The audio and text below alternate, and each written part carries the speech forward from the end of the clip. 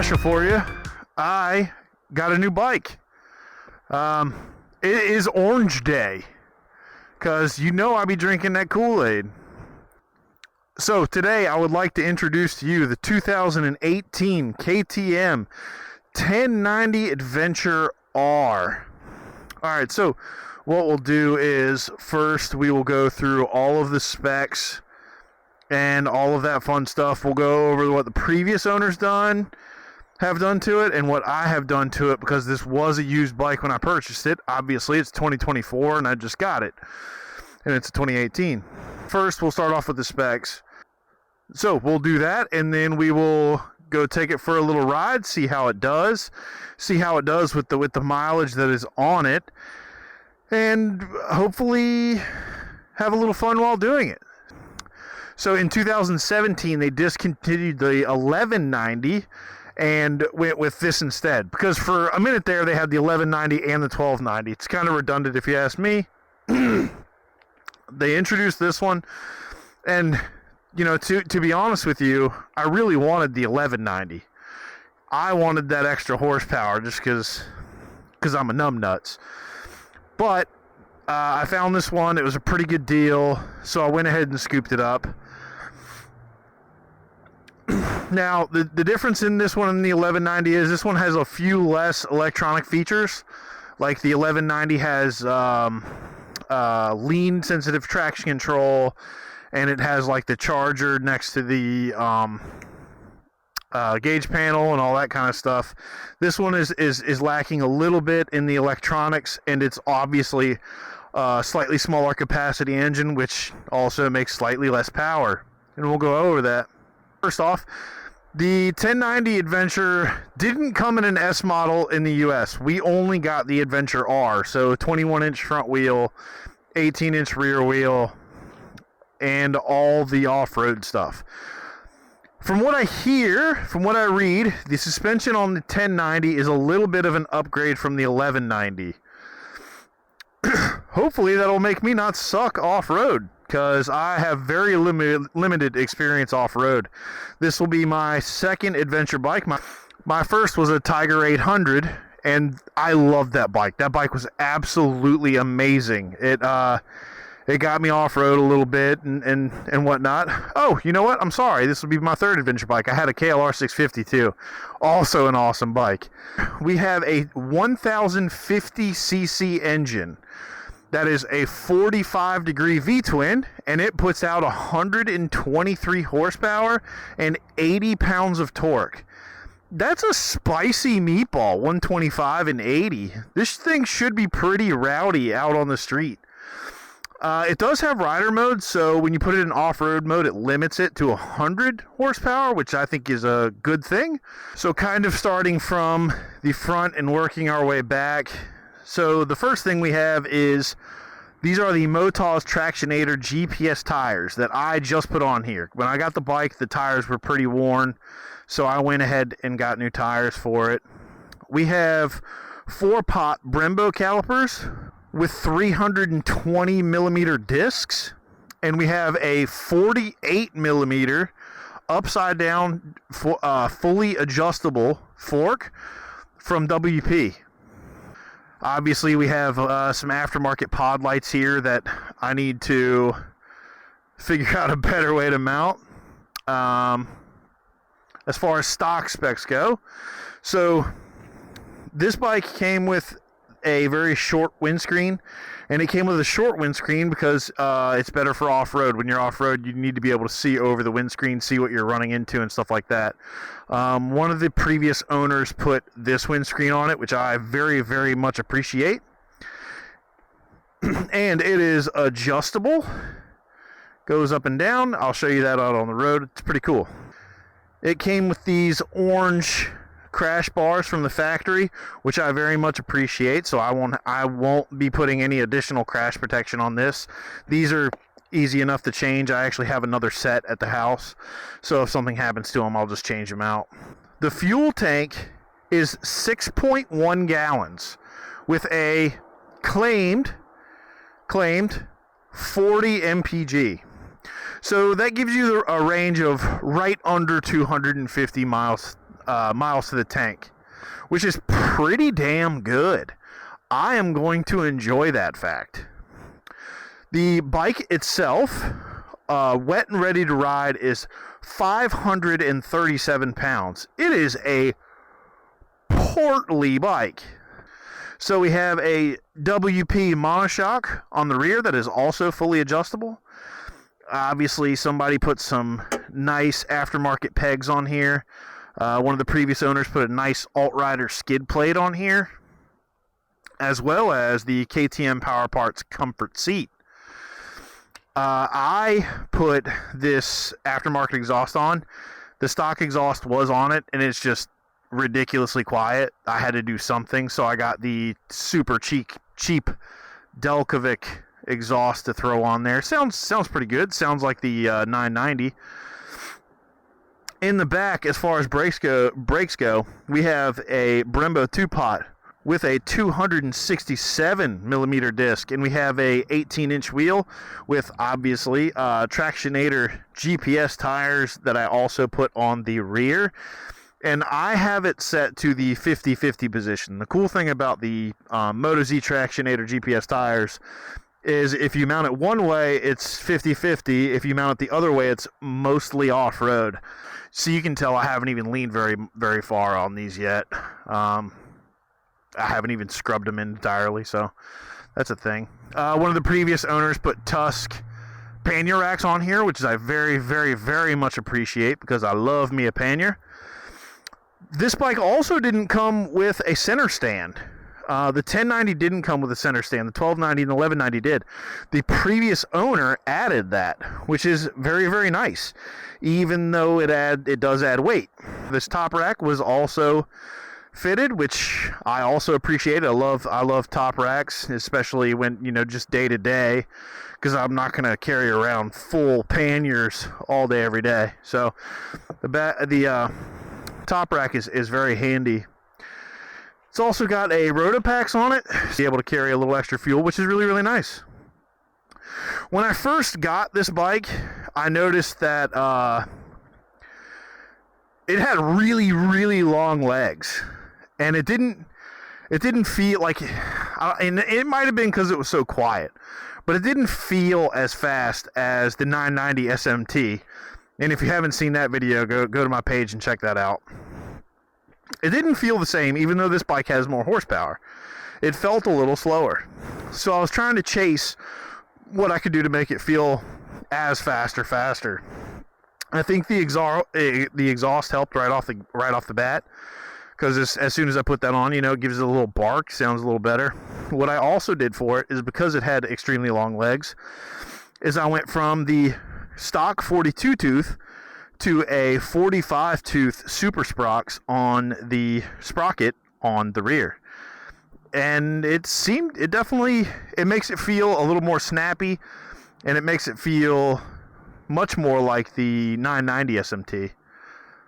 Other things that have been added are this kickstand pad, just so it's wider, so if you're on something loose and you put your kickstand down, it won't dig in. Hand guards have been added. The 12 volt, I was saying that the 12 volt is missing on the 1090. Obviously, this one was added on, which is obviously everybody appreciates that. Other things that have been added are the heated grips. Here are the controls for those pod lights.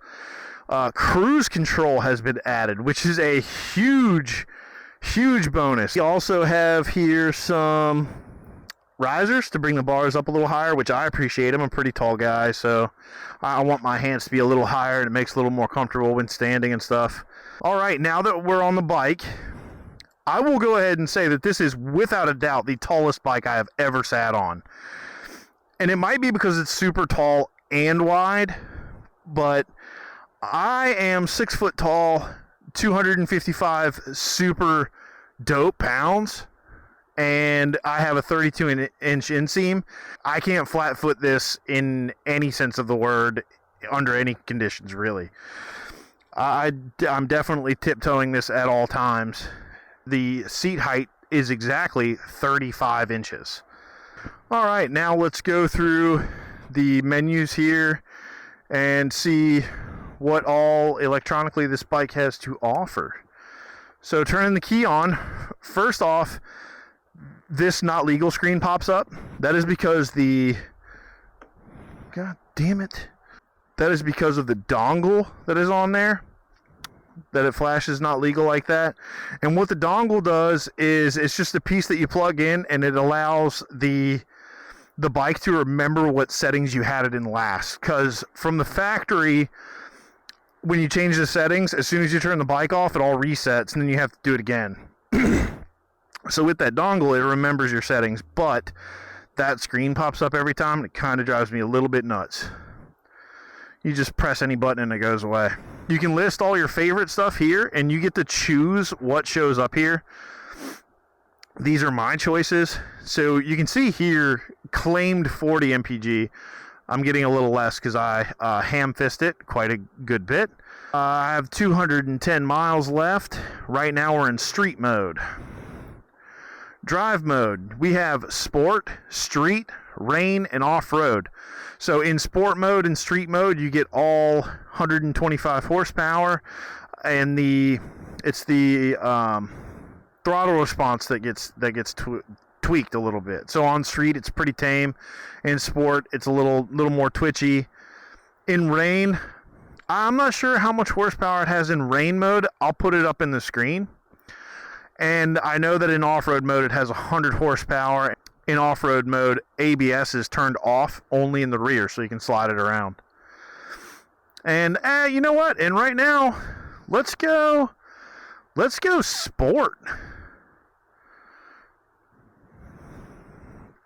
All right, and we have traction control, ABS, and ABS mode. Oh, grip heating. So this is the cool thing. It didn't come with grip heaters, but somebody added them, and it was actually wired into the ECU, so you can control it by the menu here, which is pretty awesome. Warnings, and that's because of the dongle as well. General info. This bike has almost 44,000 miles on it. I bought it with 42 something thousand miles on it, and I mean, it's been pretty good so far. I don't have any worries about that. I feel like this bike was owned by an older gentleman who just used it mostly for touring. That would be why he did the modifications that he did and left the engine and everything stock, which also tells me that he probably took good care of it. So I'm just going to continue taking good care of it and see how far it goes. I think what we should do now is start this bad boy up and listen to it. What do you think? All right, now it's time to fire up and see if we can get it to purr a little bit.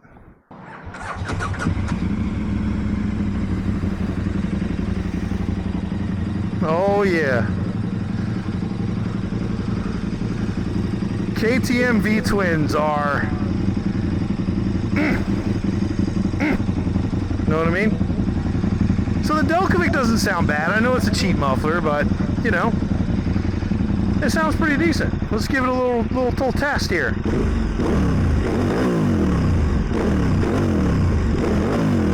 Oh yeah, I like it. Very nice. All right, let's hop on her. Throw a leg over it. Oh, this thing is insanely tall, and especially with the KTM Power Parts comfort seat, made it even a little taller, so it is quite tall.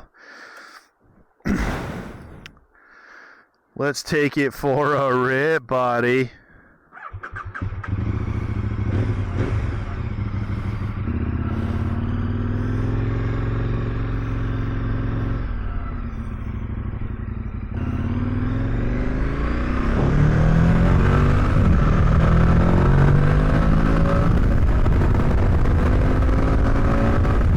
Alright, so right off the bat, the first thing that strikes me is coming off of the SMT 990 to this bike.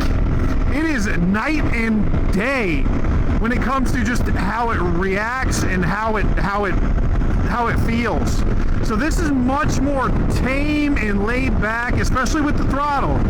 If you remember, if you look back at the SMT 990 video I made, it's very, very touchy. It's jumpy when you touch the throttle. This doesn't do that. The fueling is very, very, very good. I mean, that initial The initial roll on is nice and smooth. It doesn't feel like it's in a hurry. And that's definitely big time different from the SMT 990, because that thing wanted to party at all times.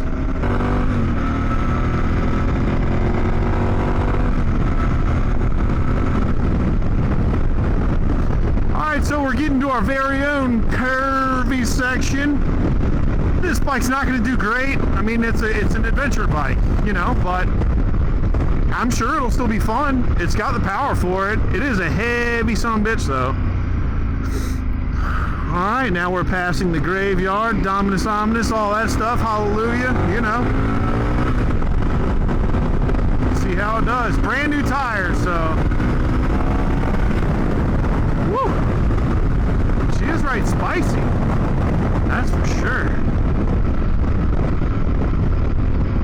And of course I had to get behind the, you know, bunch of trucks and shit like that. Duh, of course, right? The moral of the story is it's a 21-inch front wheel adventure bike. It's not going to be a sport bike. But if I'm speaking from my Tiger 800 experience, it actually did quite well on the street. So I'm expecting this one to do quite well on the street as well. I feel like I pushed the Tiger a little hard on the street, probably a little harder than I should have. And I think this one will probably do about the same thing that one did. So, and that was a blast. But we'll get to another twisty section or so, you know, eventually. Hopefully no one will be in front of us. So another thing I can tell you about this bike is it is comfortable as hell. My ass is in such an awesome spot right now. I could absolutely use this as a touring bike and ride this for a very, very long time, especially with that adjustable windscreen. That is a beautiful thing. And we all know I'm a windscreen whore, so my hands are in a good spot. They're right kind of where I want them. It's just a comfortable bike. The rider triangle is very, very neutral, very nice, very KTM-esque. I mean, it was the same on my 990, so I'm used to it. I like it. I enjoy it. I drink the orange Kool-Aid. Sorry. I don't know if you saw that or not, but I had the high beam on. The high beam's up here, so if you push it forward, you turn the high beam on. If you put it back, it turns it off. So I end up accidentally hitting it on a lot. It's just one of those things, whatever. So with this bike having so many miles on it, I would say the only thing that I've seen negatively with how many miles are on it is just, you know, holy shit. Did you seriously just miss that turn?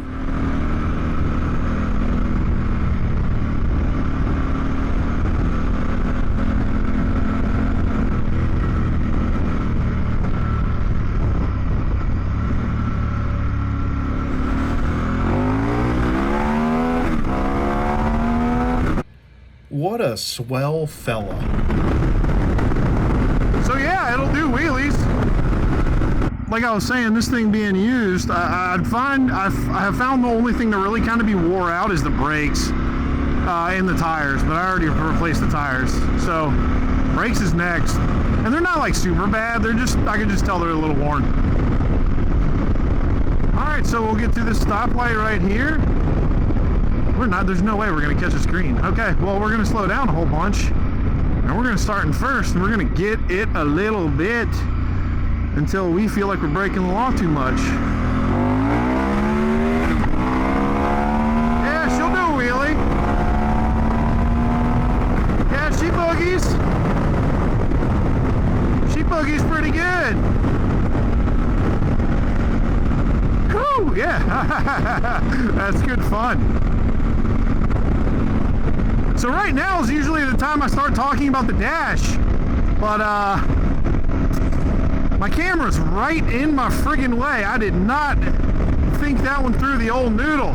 However, it must be done. So, everybody knows that I love a tachometer that is analog. Yeah, KTM, keep that shit up. no slide bars here, fellas.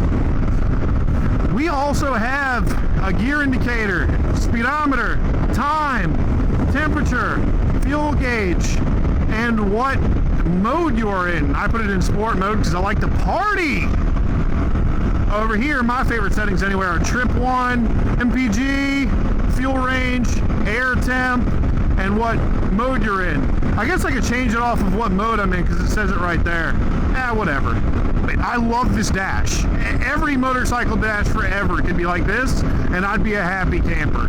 It's like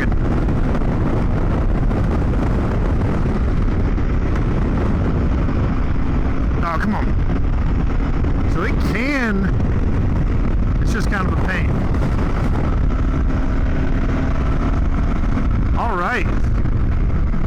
Woo, yeah, that's puts the wind way above my head. All right, let's try this and see how this does on the highway. Something tells me it's gonna be pretty good. Let's get it a little bit and see what we get to.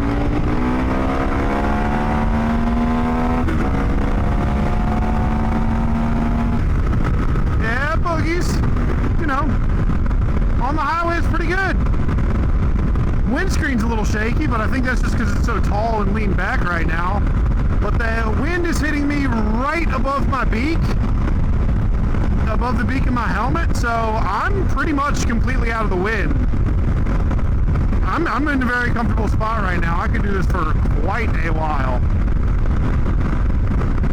And the super cool thing about this is, let's say I wanted to keep this speed. Cruise control on, set, let go of the throttle. What? What? First bike I've ever had with that, baby. That's pretty rad. I definitely dig it. Crazy, man, crazy.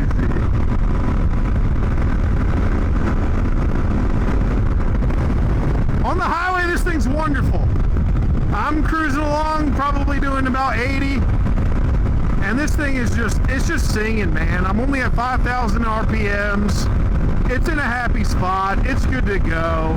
I'm just chilling. It's nice.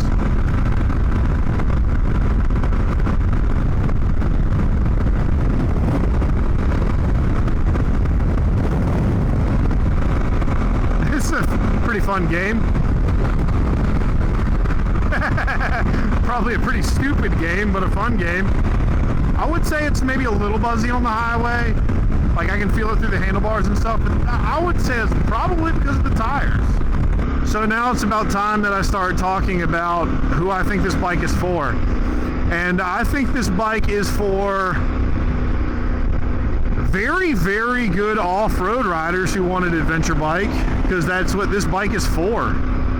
This bike is like top tier adventure off-road status, so I would definitely recommend that for somebody who's very, very good off-road. Me, I just like a whole bunch of horsepower, and I want to go off-road.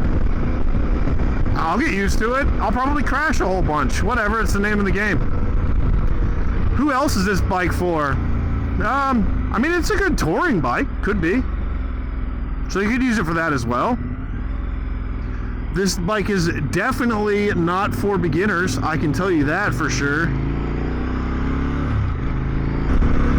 Because she's quite powerful.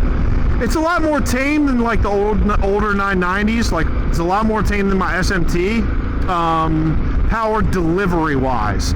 Power wise, I think this has it by a little bit, but power delivery wise, like the fueling and everything, this is it's definitely more dialed back. It's nice. It's controllable, smooth.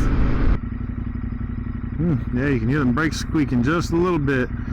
The other thing I noticed is when I'm coming to a stop, at a certain very, very slow speed, coming to a stop and taking off, I got a slight shimmy in the front. And I think that must be because of the new tires, because the tires that I took off of this bike, when those were on it didn't do it. So hopefully, maybe it'll go away, I don't know. I mean, it's not the worst thing in the world, but it's kind of annoying. I reckon we should get into our ranking system. And it's probably about time that we go through all the bikes on the ranking system and see where they rank. You know, kind of like, you know, a la Zach Courts on Daily Rider, something sort of like that, but BoZo's version, my favorite version. And not even just Daily Rider version, but just overall, for everything. Let me know down in the comments if you want to see that. And then, you know, maybe if somebody does, maybe I'll do it. Anyway, as far as aesthetics go, I think this bike looks very, very handsome. I think it looks really, really good. Honestly, I like it a whole lot better than I like the 1290. The 1290 just, like the front end just looks kind of weird. Like I'm okay with the 890s and all the other bikes. The 1290 just looks so huge. It's like that alien bug look, but giant. And it's just not great. So I prefer this much, much more to that. And I think it's a good looking bike all over. Obviously I love the orange, black, and white because I drank that orange Kool-Aid, buddy. So that's that as far as that goes. Versatility, give me a break, dude. It's an ADV bike with panniers. It's going to have all the versatility in the absolute world. So as far as that aesthetics go, number-wise, I'm going to give it a 7 because, like, it looks pretty good, but it doesn't look like, you know, it doesn't look as good as a Ducati or, you know, the 1290 Super Duke. You know, I think that looks better. So yeah, we'll go with a 7 on that one. Versatility, this bike's fast. It hauls ass. You can haul all of your junk and things and stuff. There's even this little tiny hidden pocket here for my knickknacks and my trinkets. So I'm definitely going to be putting junk in there. So obviously versatility's off the charts. It's getting a freaking 9, dude. A 9 for versatility. Practicality, it's also way up there, dude. It's comfortable as hell. You could ride this to work every day and back, just happy as hell. You can obviously take it off road. You can haul ass. You can do almost everything. The only thing I wouldn't do with this bike is take it to a track. That's it. So for practicality, I'm also, I'll give it an 8, an 8.5. We'll go with 8.5. Fun factor, again, what can you not do with this bike? You take it off road, you can take it on road, you can take it, you know, it can do it all. It's not as, I would honestly say that the 990 was a little more brutally fun, like it had more gusto. But this one's also very, very fun. It has 125 horsepower and 80 pounds of torque. It's making plenty of power. And you can definitely have fun with it. You can definitely tell it's a rowdy V-twin KTM. So as far as fun factor, I'm going to give it a 7.5. Because I think the 990, the Ducati, my old FC1 was maybe a little bit more fun. Just like in brutal fun. But this bike is a hoot, so you gotta give it something. And overall, I'm gonna give it an 8. We'll go with 8. Maybe 8.5. We'll go with 8.5 just because it's so versatile.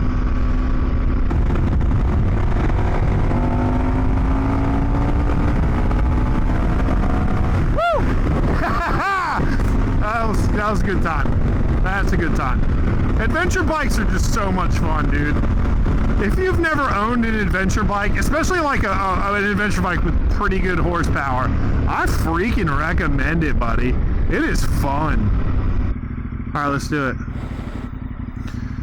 3, 2, 1, go.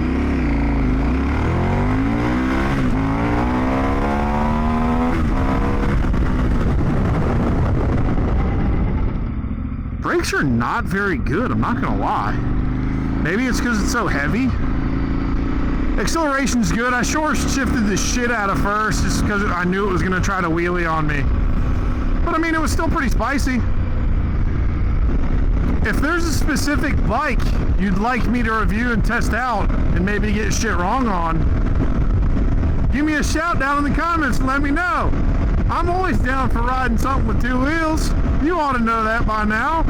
So let me know what you think. And I would say to all 9 of you that watch, I love you and thank you so much. Be looking out for more to come out. I got another little track bike I need to review, and next week we have the video of our boys ride to Maggie Valley, North Carolina coming up, so keep an eye peeled. Thanks, homies. Love you, bye.